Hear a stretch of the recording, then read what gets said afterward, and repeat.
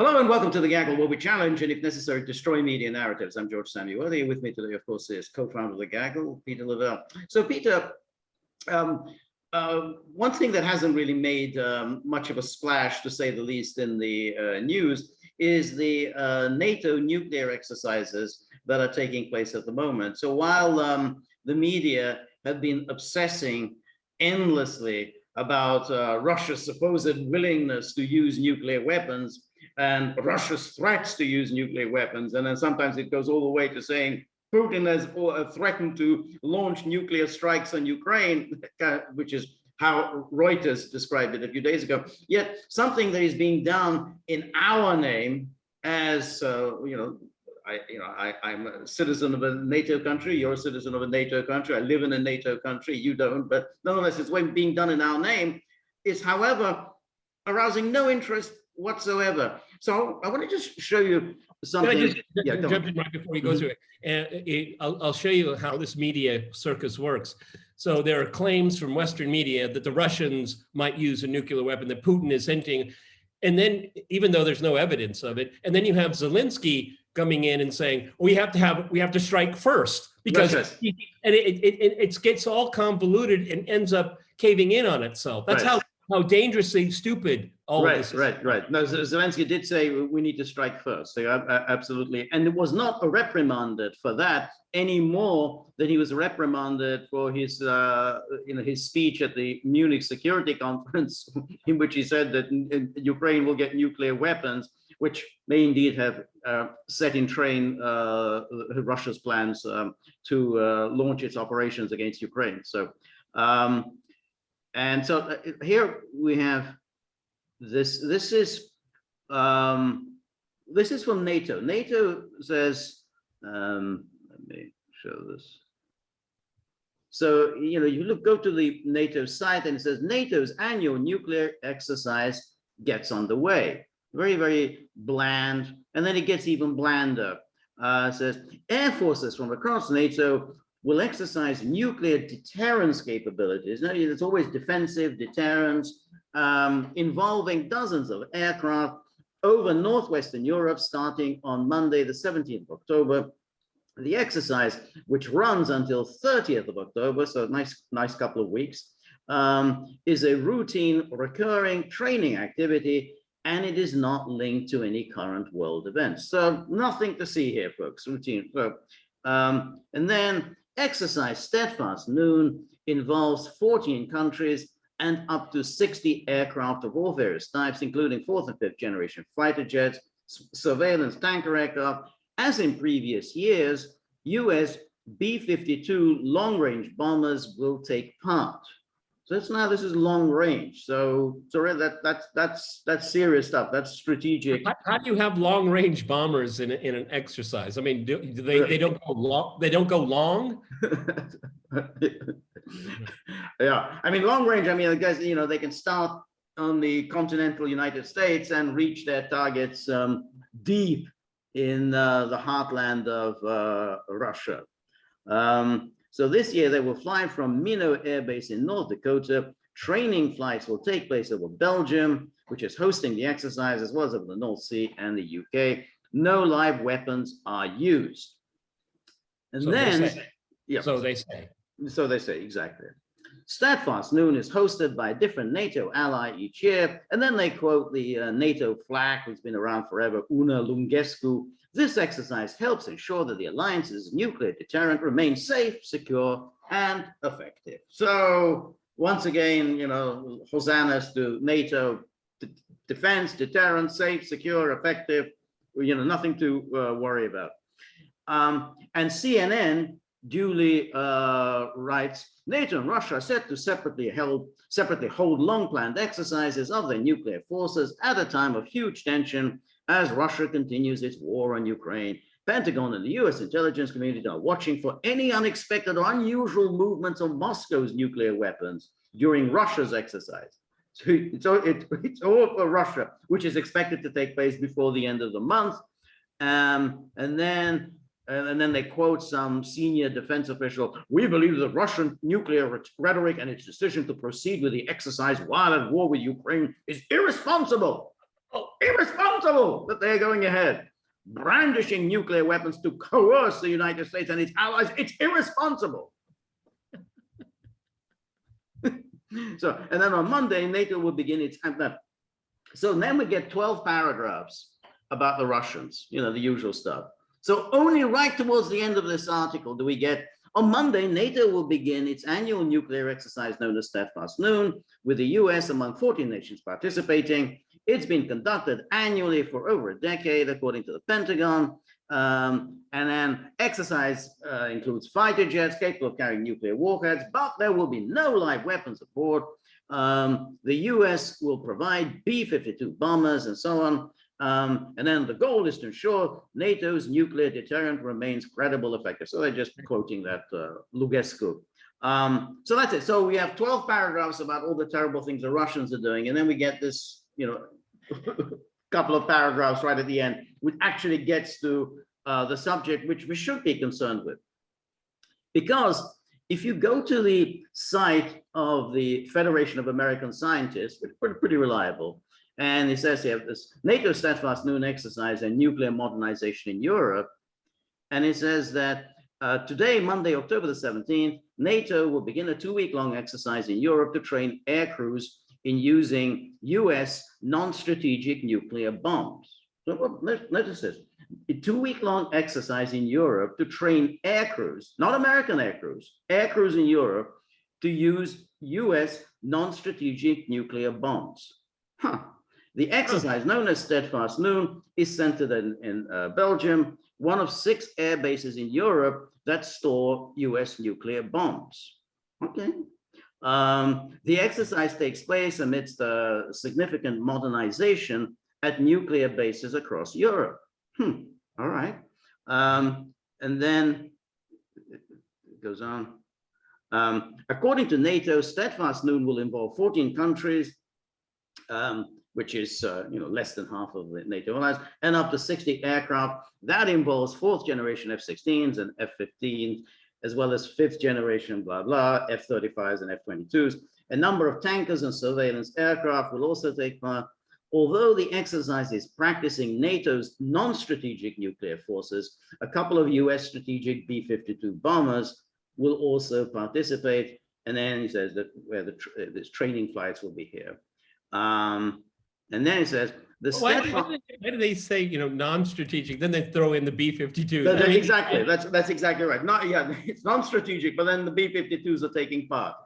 And then it says the Steadfast Noon exercise will practice a controversial arrangement known as nuclear sharing, under which the United States installs nuclear equipment and fighter jets of select non-nuclear NATO countries and train their pilots to carry out nuclear strike with US nuclear bombs. Huh. Well, that's not a routine thing. I mean, so they are training non-nuclear powers how to use nuclear weapons and to strike targets in Russia. Yeah. Well, God bless those volunteers. What they're doing is they're putting a target on their country. Wow, right. that is really smart during a time of tensions. Okay. Right, that's right. Yeah, exactly. Hey, NATO's not a participant. You know, we're purely defensive. You know, don't worry about that. We're defensive. But I mean, George, why would they have these exercises in the first place? Against whom? Against, yeah, exactly. I mean, they don't even pretend that it's against anybody else other than Russia. And then it says, the arrangement is controversial because the United States, as a party to the Non-Proliferation Treaty, has promised not to hand over nuclear weapons to other countries.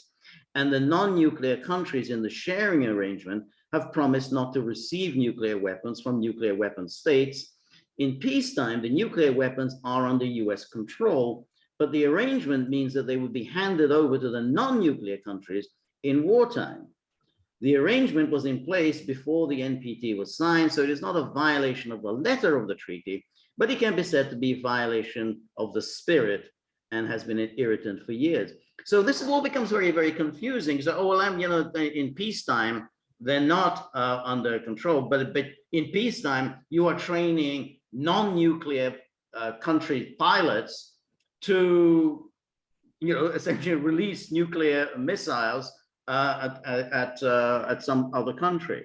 So in other words, they're getting trained to use nuclear weapons, and they are non-nuclear countries. And yeah, Russia is just supposed to ignore this. Russia's supposed to ignore it, exactly. Yeah, how can you possibly be worried about NATO expansion? I mean, what's the matter with you? You're just paranoid. I mean, this is and it's not only American and British and French, because they are nuclear powers, but we want everybody to be able to be participating. Everybody, 14 countries. Sharing. That's right. Alliance. 14 countries, so half of NATO is taking part in this. Yeah. Oh, I bet the Poles are happy about that. No, I'm sure they're. You can imagine which you can go through. I bet we can list the 14. Well, we've got the 3 Baltic states, we've got Poland, we've got probably most of the Eastern Europe, Britain. So you can quickly come up with the 14. So then let's look at what it says on the NATO site about this NATO nuclear sharing arrangement. And so it says there that to guarantee the security of its allies, the United States has deployed a very limited number of B-61 nuclear weapons to certain locations in Europe, which remain under US custody and control in full compliance with the Non-Proliferation Treaty. The United States follows strict procedures to guarantee the safety and security of the weapons stationed in Europe at all times. Not many people, know this about how that there are nuclear weapons in Europe. I mean, of course, you and I know this, but doesn't mean this is widely known. Well, or to say it slightly differently, these are nuclear weapons that are not under the control of the people where they live. I mean, this is a foreign power. Exactly. Okay? They're definitely not under their control. And that, of course, raises the interesting question as to their use. When they are used, they are not going to be in control of when, how, and what context they will be used. And so then it goes, the NATO, this is from the NATO side. If NATO was to conduct a nuclear mission in a conflict, the B-61 weapons would be carried by certified Allied aircraft, not American aircraft, certified Allied aircraft, known as dual capable aircraft, and supported by conventional forces from across the alliance. However, a nuclear mission can only be undertaken after explicit political approval is given by NATO's nuclear planning group and authorization is received from the US President and the UK Prime Minister.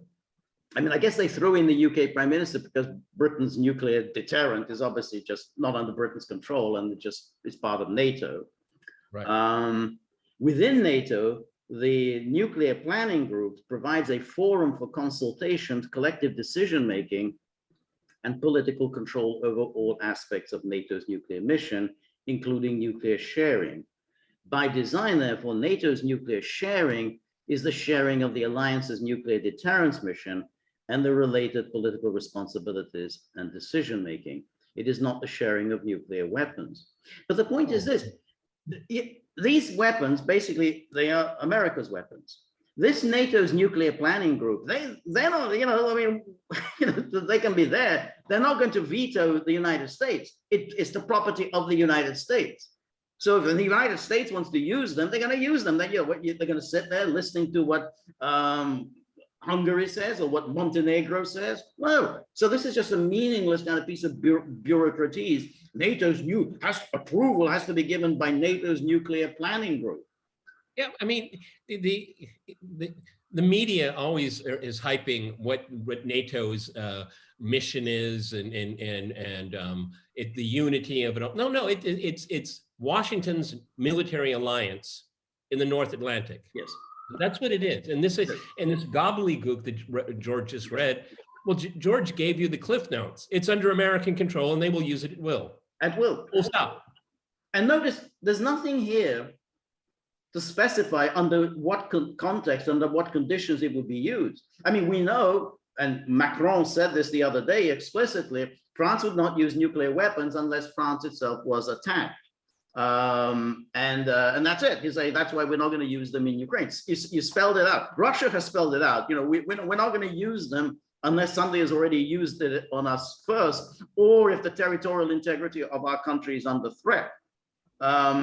Here, there's nothing is specified when, and how you would use them. You go, well, it has to be authorized by the United States, and then approval is given by this meaningless bureaucratic group of 30 countries. 30 now, soon it'll be 32 countries. You know, we know how much the United States listens to 30 countries.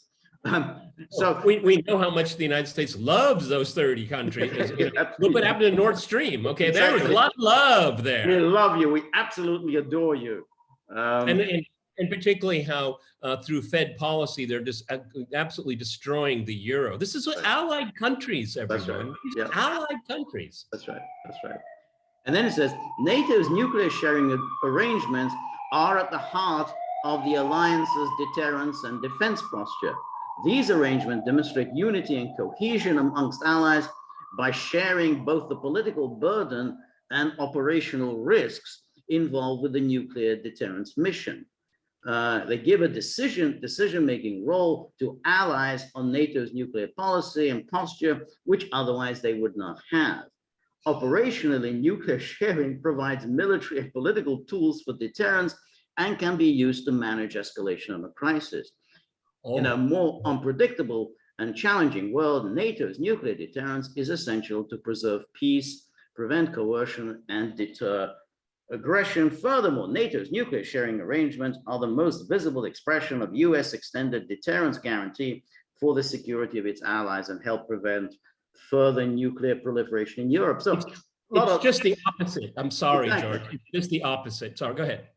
No, that's it. It is exactly the opposite. You're basically, the Europeans are stuck with American decisions. I mean, they have no say in any of this. This is a total fantasy that the Europeans have any say at all in the use of nuclear weapons. Okay, they let the cat out of the bag with this sentence here. Operationally, nuclear sharing provides military and political tools for deterrence that can be used to manage escalation in a crisis. That gives the game up right there. No, I mean, if there's an exchange in Europe, we don't want it to escalate across the Atlantic. Okay, that's exactly what that is, George. Yeah, you take all of the costs without any of the benefits. That's right. That's right. Exactly. So in other words, the United States gets to decide when, how, what context it will use nuclear weapons. Hasn't ruled out the use of nuclear weapons in Ukraine or anywhere else. Has never ruled it out, and explicitly.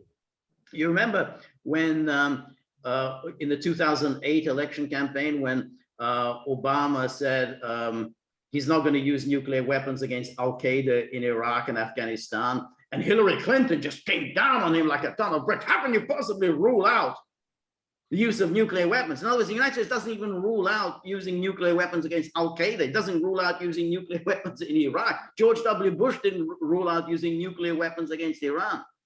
So all of this, NATO countries can get themselves involved in a nuclear war over Iraq or Iran or Afghanistan, because the Americans didn't say, well, we won't use any of those nuclear weapons. We'll only use nuclear weapons somewhere else. No, I mean, they'll use any nuclear weapons. Okay, we'll put it into context everyone. Russia's nuclear strategy is crystal clear. Okay, if Russia is attacked or its sovereignty is under threat, that's very clear. Okay, what we've been reading here is complete ambiguity. Right. First of all, Russia has a non-first strike. That's part of its strategy. The United States has never denied that. No. Okay. They will never tell you under what conditions, okay? And Hillary Clinton's was, you can never take it off the table. No. And a second thing is here, because of the NATO/Washington's nuclear posture is ambiguous, I guess that's why the Russians have exercises, because there's an ambiguity in how the US and its allies would use these awful weapons. That makes sense to me. Right. And because the United States is pretty much, so you're roping in 14 different countries who are obviously going to be trained in basically firing off nuclear weapons, and which means that they become targets of any retaliation.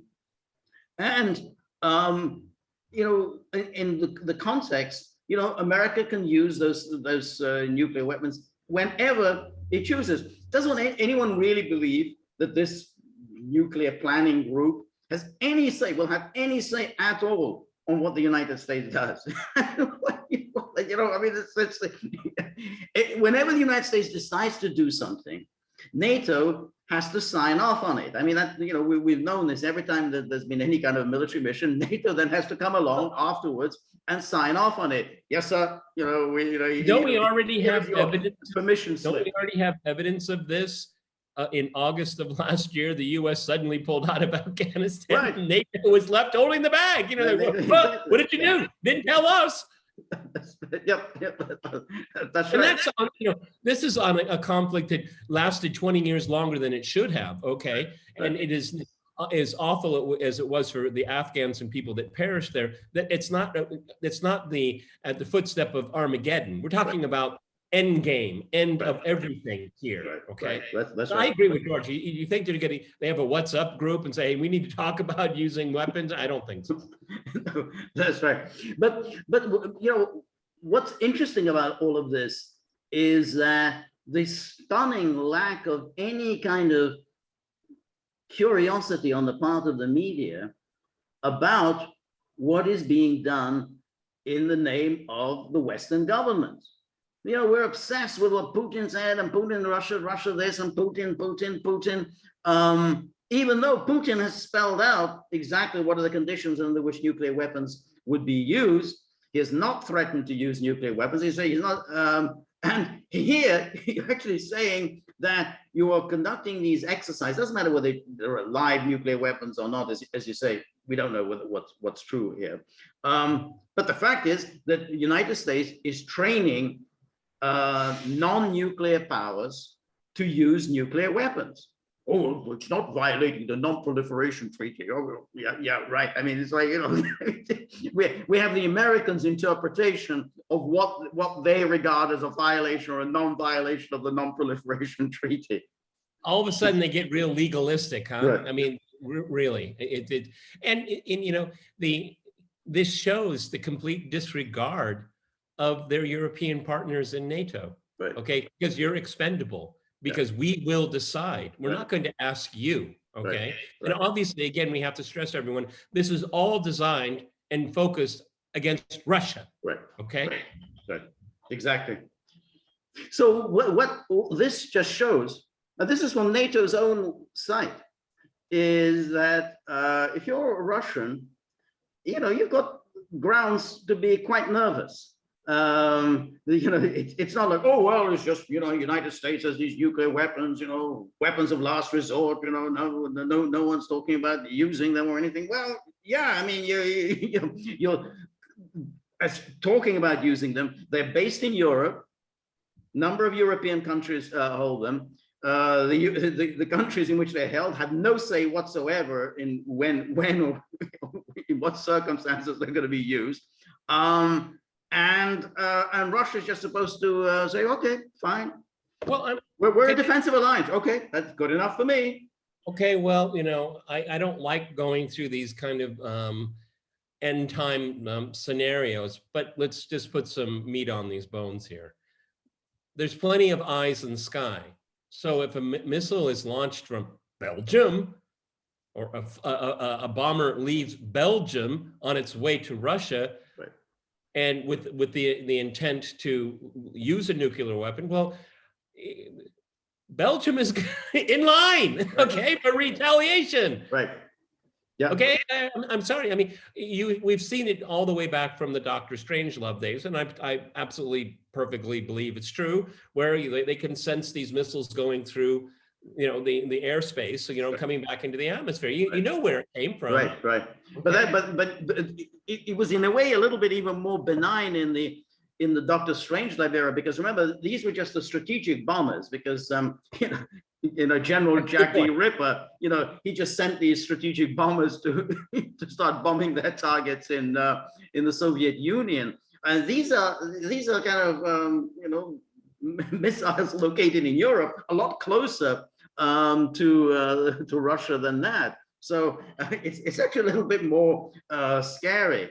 Yes. And for NATO then to play this disingenuous game of, well, we're just defensive. Oh, well, this is just an exercise in deterrence. What are you deterring? You're not deterring anything. You're just making your opponent very, very nervous. Because remember, as soon as Russia thinks that it's going to be attacked, it's going to knock out all these countries. I'm going to hit in every single one of these countries where there are nuclear weapons. It's going to hit those first. Yeah, and figure it out later. Okay. Right. No, right. but because there's all of this ambiguity and this gobbledygook, obviously the Russians can say the Americans are making all of the decisions, because what they write about themselves just simply isn't. Right. It doesn't make any sense. I mean, it's a public relations exercise, right, as usual. But all of the talk about using nuclear weapons has come from the West. Yes, George. All of it. Exactly. All of it. Right. And I strongly believe it's a form of projection. Right. Because and we've, Scott Ritter has talked with us. NATO just does not have the conventional capacity. And that was done on purpose, because right, it was done on purpose. Why should we spend money on conventional weapons? Because we have the nuclear umbrella, and we will never use the nuclear umbrella. So, right, but no, you overthrew a government, a democratically elected government in Ukraine on Russia's border. You turned it into an anti-Russia state, right, and you killed over almost 15,000 people in the Donbass. I mean, this is real, okay? Right. This is not, oh, we're only a defensive alliance. Right. Now right, you're having nuclear exercises, right, where you may or may not be using live ammo. Right, right. That's right. And as you say, they want to make all this ambiguity, which is an absolutely crazy thing to do, because if you have so much ambiguity, then your opponent doesn't know what your intent is. Well, he's not going to take a chance that you're not going to do something. He's going to strike first. Your opponent's going to connect the dots the way the opponent sees them.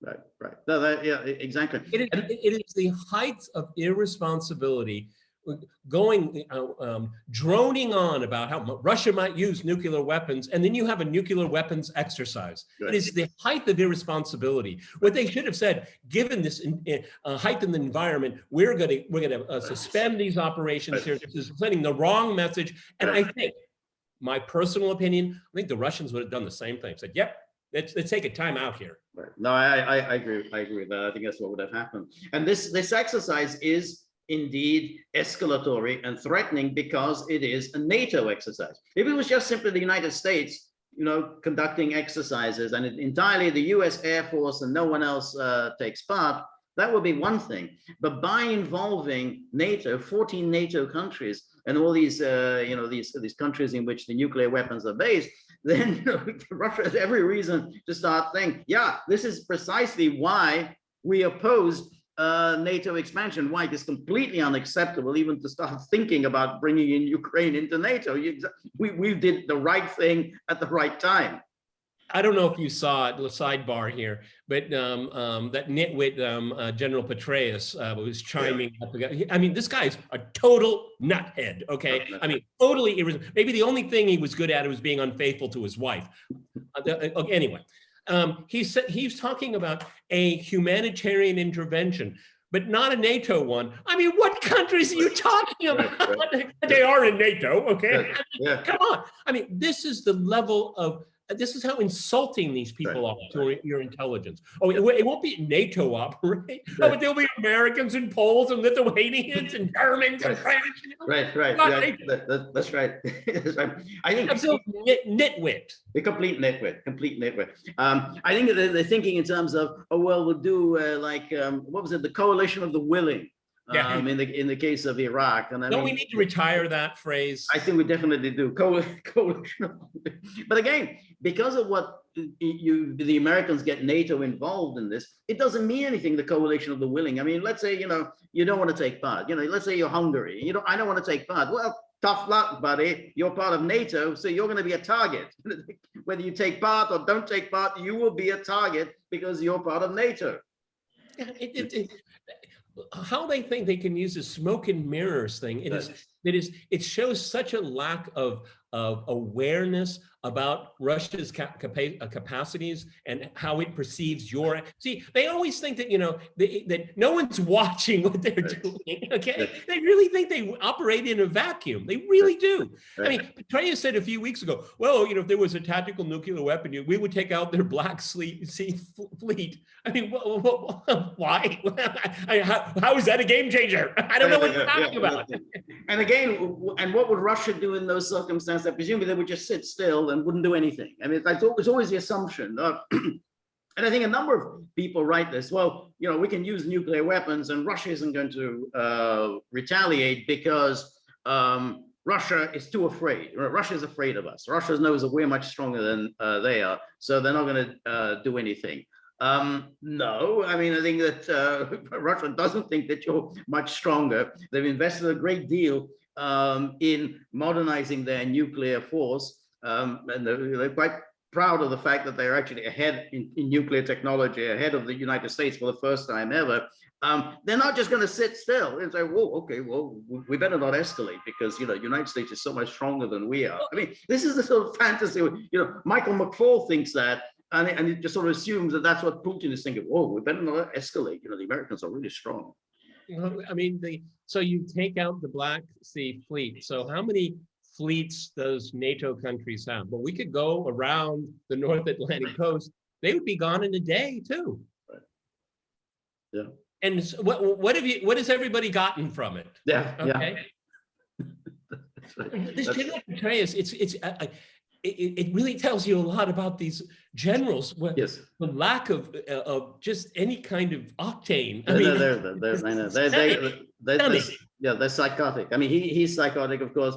Thoroughly modern Milley is psychotic. I mean, you know, this is a man who thinks that the most dangerous threat facing the United States is Trump supporters, whom he regards as brown shirts. I mean, that's the chairman of the Joint Chiefs. You know, he regards his own countrymen as brown shirts. So these are people who are at the top. I mean, Petraeus, I think, wasn't he chairman of the Joint Chiefs at some stage? Yeah. I think so. Then he became head of the CIA. Yeah, that's right. So, yeah. Right, there's caliber of things here, but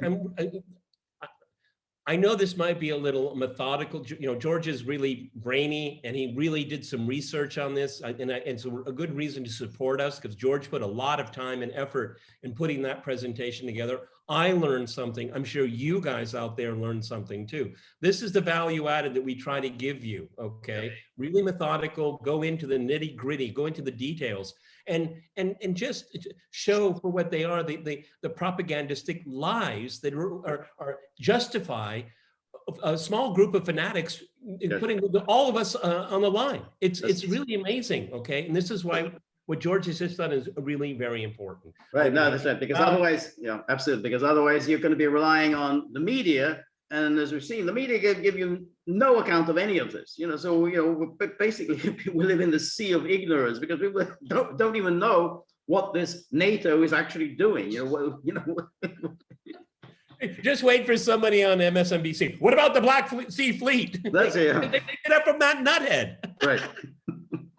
All right, everybody, this is Peter and George. We are The Gaggle. We're on Local, so please go to thegaggle.locals.com. Please visit our store. And the time, your withdrawal from George's live stream is getting shorter and shorter. Exactly, because thank God it's, you know, almost the end of the weekend. So, you know, you just, you know, might as well just go to bed now so that you can get a good start on Monday morning.